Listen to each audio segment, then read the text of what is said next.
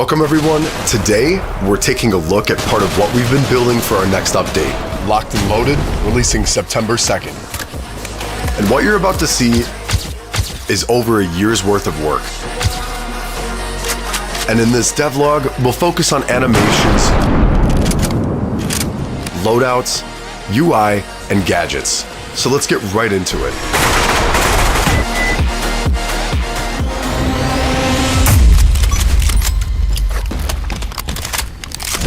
Alright, so most FPS games play animations the exact same way. Same reload, same timing, and it makes the same result no matter what's happening. But in real life, it just doesn't work like that. We asked ourselves a very simple question. What would your body actually feel in that situation? If you're calm, everything is under control. Your breathing is steady and your hands are really stable. But when things go wrong, when you're getting shot at, when you're injured, when you're just simply trying to stay alive, your hands, they start to shake. All of these elements together are here to make you feel the pressure your character is really going through.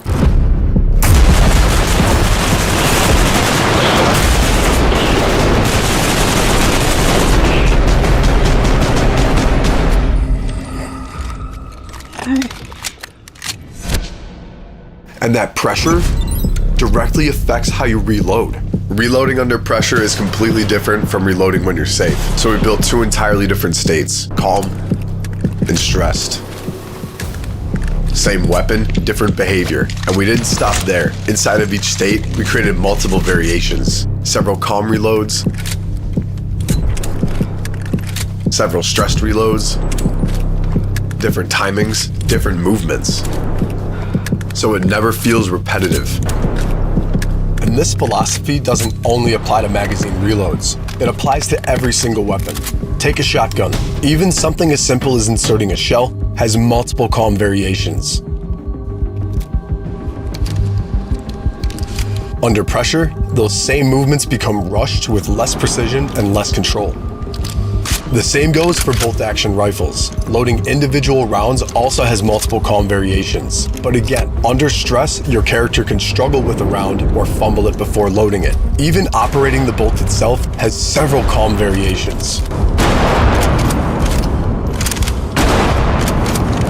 Under pressure, your hand can slip on the bolt, you lose your grip, grab it again, and finally chamber the next round. The more stressed you are, the more your weapon will reflect that. The Revolver presented us with a very different challenge. Most games handle it the same way. Press reload, dump every round, insert a speed loader, and you're done. One animation, no matter how many rounds you fired. So we decided to do it differently. Every possible reload has its own animation. Fire one shot, you replace one round. Fire three, you replace three. Empty the cylinder, and you're reloading all 8 rounds. Every single sequence has its own timing, its own movements, and its own duration. Because that's how a real revolver works. But it also changes the way you play. Because now for the first time, reloading a revolver isn't the same decision all the time. Replacing one round is much faster than replacing 8. So now, you better think before you reload. Every animation starts with a reference. First, our creative director Leo records the movement in real life. That reference is then sent to Tap Brandon, who then recreates the motion and brings it to life through animation. And finally, the in-game result. This has taken weeks worth of work, sometimes more than a month for one single weapon.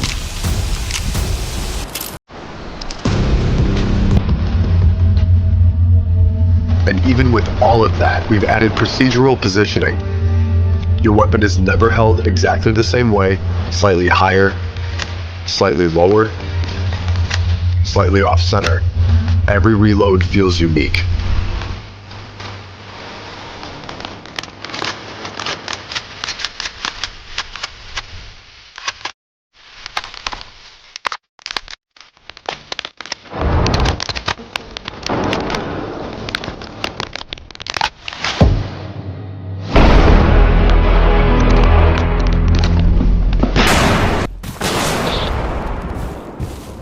Since the very beginning of Bodycam, and even before Bodycam existed, we've been obsessed with ragdolls. They've been one of the most advanced systems in the project and one of the most appreciated by the community. But despite everything we had built, we felt something was still missing.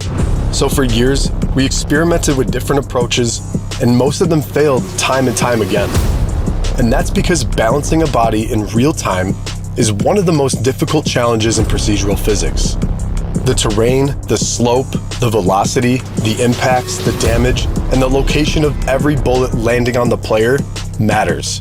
And after years of research and development, we finally found a solution. The stumbling system. A fully procedural self-balancing system with no animations, no scripted sequences, and the character dynamically tries to stay on his feet before collapsing.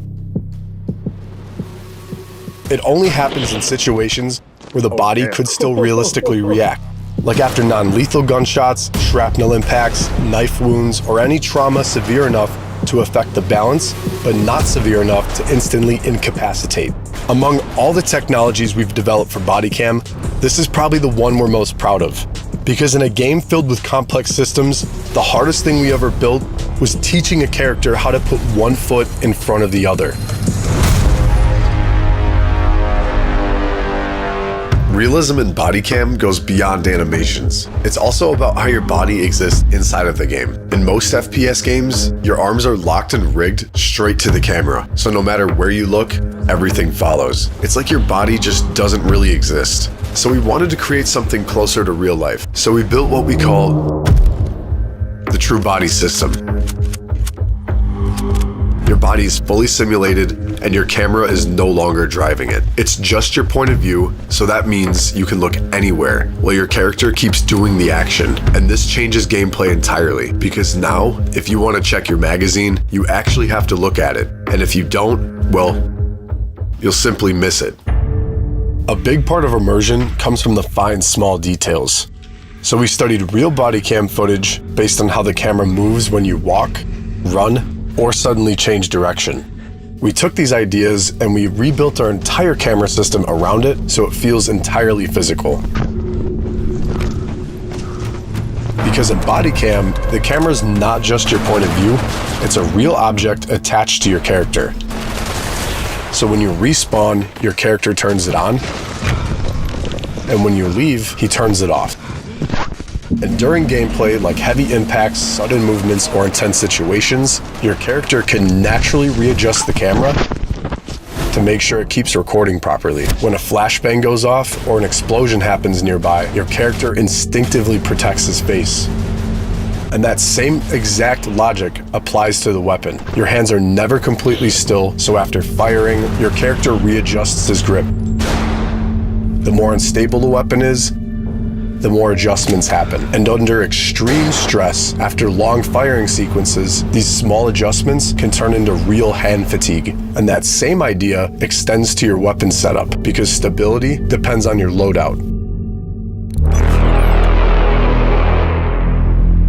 And that's where weapon customization comes in. You can now modify almost every single part of your weapon. I'm talking about barrels, stocks, grips, magazines. Some parts unlock others. You want a sight on your AK? You need a rail first, just like in real life. And every part affects how your weapon behaves. A compact weapon is fast, but harder to control. A heavier weapon is slower, but more stable. You can even change how you aim. Use your main sight, or switch to a secondary one on the side. Or aim completely without optics. One of the biggest dilemmas in first-person shooters is how to achieve magnification in weapon optics. These days, almost every game relies on one of two techniques. The first and most common is simply by zooming the player's camera. It's fast and extremely performant, but it's not at all how optics work in the real world. The second one, mostly used in tactical shooters, is a picture-in-picture rendering. The game renders the entire world a second time from the optics point of view. This comes at a massive performance cost that can heavily reduce frame rate, make aiming feel much more rigid, and also cause bad quality optic view. That's why Bodycam originally didn't feature magnified scopes. Like many other studios, we believe that this performance trade-off was simply unavoidable. But Bodycam is built around realism, and we simply couldn't settle for a compromise. So after months of research, experimentation, and optimization, we finally found a solution. We found a way to extend Unreal Engine's rendering pipeline and create a new shading technique that delivers the realism of true picture-in-picture scopes at a massively reduced performance cost and crystal clear quality inside the lens. Combine all of that with the work of our new advanced optic shader, featuring realistic glass, reticle distortions, reflections, and dynamic lighting.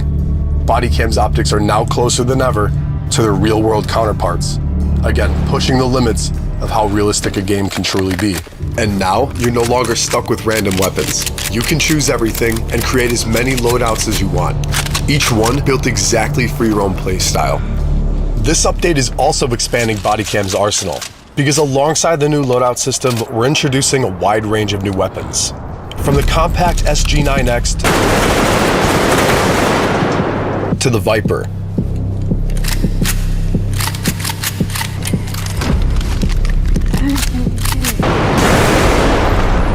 The R12 automatic shotgun,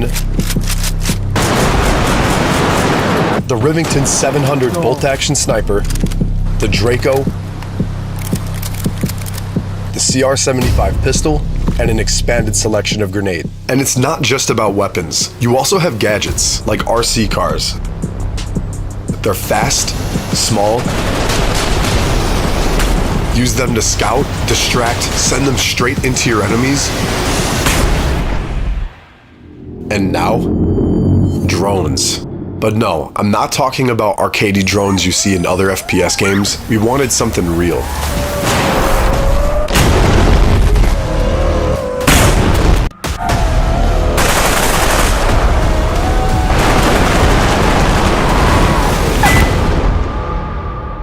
So we built two ways to control them. A casual mode, it's simple, accessible, and very efficient for newer players. And then we also built an FPV mode based on real-world physics with real movement and real control. If you've never flown a drone before, you can now learn. But if you've already flown one in real life, you can do the same exact thing here. Same movement, same precision, same everything. If you're a real drone pilot, your team will need you on the battlefield, because now drones are unpredictable. They're fast, dodge, they dive to come straight at you. You're no longer fighting a system, you're fighting a real pilot with killer intent. But we know some players might think that drones are too fast, too small, and too hard to hit, but that's not the case. We built a very precise hitbox system, so they're actually very easy to destroy. One bullet, and it's gone. It all comes down to reaction time and who reacts first. And all of this happens inside of the game. No menus, we removed every single one of them. Everything is done directly on the tablet. You want to change your weapon and attachments? You open the tablet. You want to start a match? You open the tablet. Check the scoreboard? You open that sweet old tablet. Everything keeps happening around you in real time.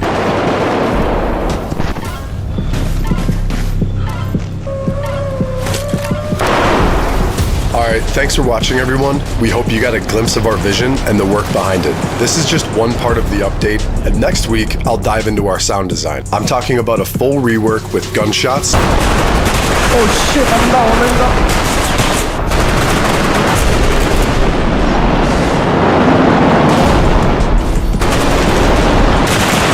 Oh yeah, bro. Footsteps, and overall ambiance improvements.